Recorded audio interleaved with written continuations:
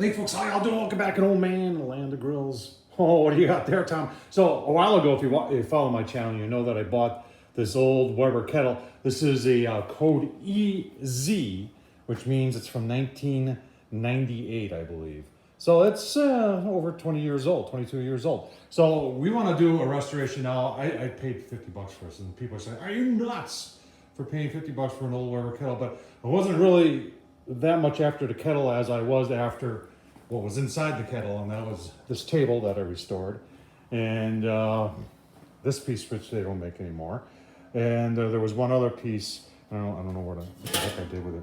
I don't know, but it's around here somewhere, and I restored all those already. And I've been kind of hanging on to the kettle, deciding what I was going to do with it, and I decided I'm going to try and clean this thing up. Obviously we need a new ash pan. I'm probably going to get some new legs, but we're going to reuse the wheels. We're going to try and reuse the handles. I'm not going to go crazy sanding those. Just want to clean them up a little bit. And the inside is yuck. It is just disgusting. So probably going to need a new grate and a new charcoal grate, and just general cleaning. So that's what we're going to do today. Is we're just going to work on getting this thing all cleaned up. See how much we can clean it up. Probably have to drill a rivet out so I can get that the Weber clean there, and reinstall it with a stainless steel bolt and lock washer and wing nut. I've done that to some other grills and it seems to work just fine. So keep on watching and then we'll go through some of the steps. All right, so what we're doing first is we're just scraping all the stuff off, and I made myself my own little scraper here. If you can find a curved scraper, and I couldn't, so I just took one, drilled 2 holes, and I mounted it on a piece of wood and just drew a little radius on there. And I cut it with a jigsaw with a metal cutting blade on, and then took it to the grinder and smoothed it out and sharpened it up a little bit. But it's working pretty decent here, and it just gets here. I'll even show you. It gets most of the stuff. I mean, there's over 20 years of stuff on this grill, so you can see how that goes. Once I get this all scraped down of all the hard stuff as much as I can get off, then we're gonna get in and use a little degreaser to see if we can get her right down to the porcelain. All right, rub-a-dub-dub. I'm trying a couple different products. The first product I'm using is this Zepp industrial purple degreaser. And I'm just using a soft bristle brush on there. Soft bristle, words are hard, brush. And just spraying it and scrubbing it, and I'm going to rinse it off and see how well that works. Well, the Zepp stuff didn't really do too bad, but there's over 22 years of cooking on this grill, so you can see where I start scraping some of the hard stuff that's still on there, and try and get some of this off more with scraping as opposed to using the chemicals. All right, I got mad at myself because I didn't take the handle off, and then I realized that that Zepp stuff was cleaning the grease off the handle too. So we'll see what that looks like when it dries, but you look at the inside of the bowl, folks. And this is looking pretty dang good. That's about an hour's worth of effort there.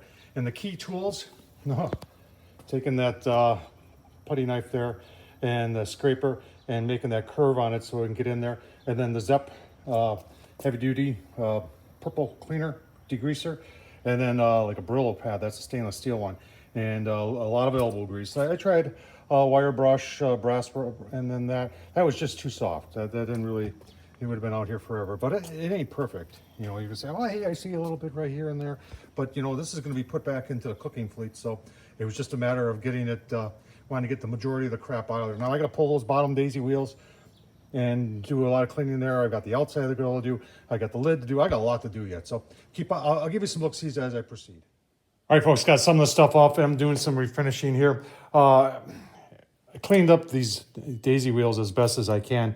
And one thing I did notice here, which is I thought pretty interesting, is remember we said this was the EZ code? Look, it's even on the stamped on the bottom, the 3 vents on the bottom. So that's pretty cool.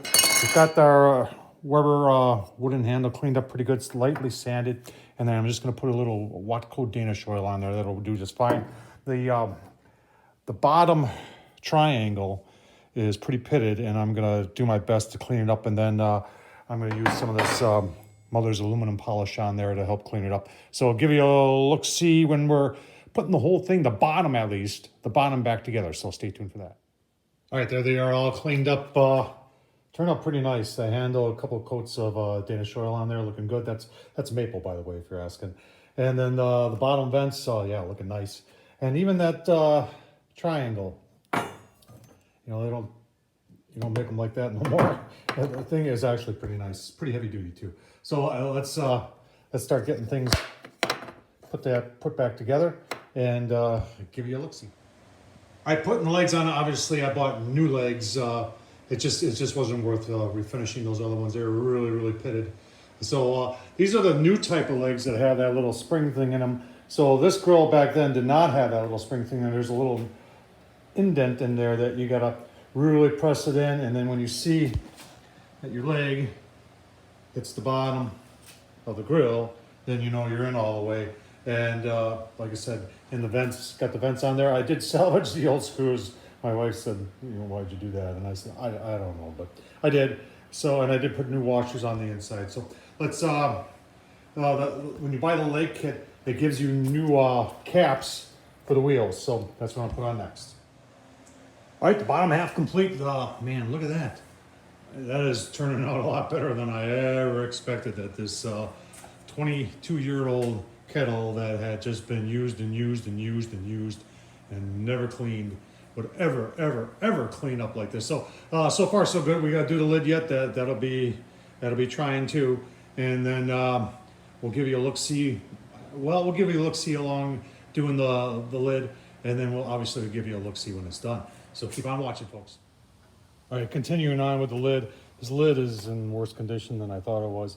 It almost looked like it was dropped once or twice. I had to bend back the handle on the other side.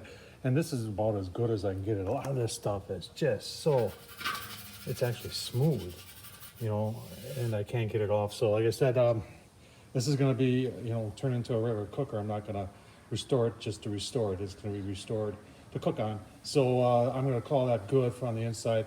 We'll get working on the outside. All right, so the lid had so much baked on stuff at higher heat that the purple was struggling. So I had some of this heavy duty oven and grill cleaner, also from Zep. I know I'm not a paid spokesman for Zep, but I like their products. And you know, let it sit on there for 10 minutes. And I did 3 applications. I scrubbed it in like 5 minutes, let it sit for another 5 minutes, rinsed it off, and did it like 3 times.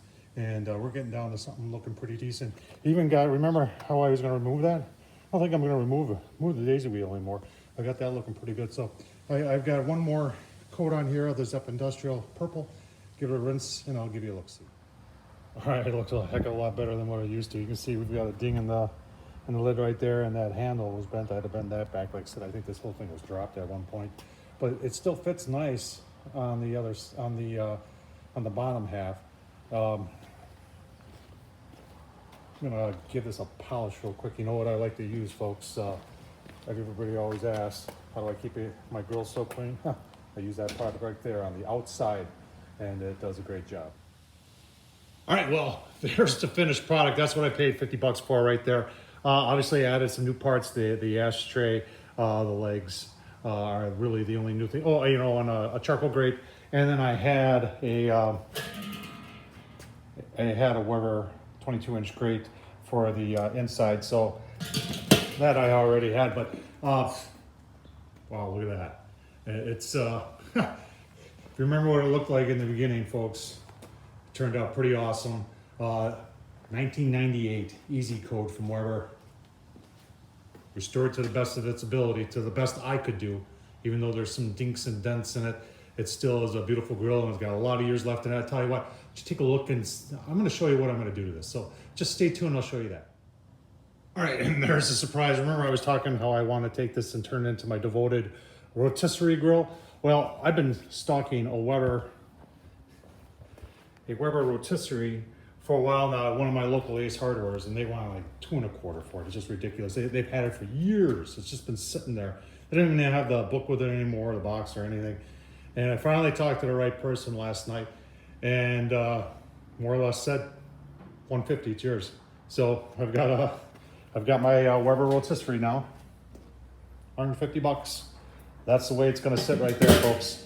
I hope you enjoyed this. This has been a lot of fun. This was one weekend's worth of work. I probably got about 5 hours into this restoration, and I had a ball doing it, and I never would have thought, I mean, yeah, there's some blemishes, and it certainly isn't back to new, but it's had 22 years of hard work, and it's ready to go for another 22. So I hope you enjoyed this. Tom Horseman at YouTube. Thumbs up, leave a comment, and as always, folks, don't forget to subscribe. Thanks for watching.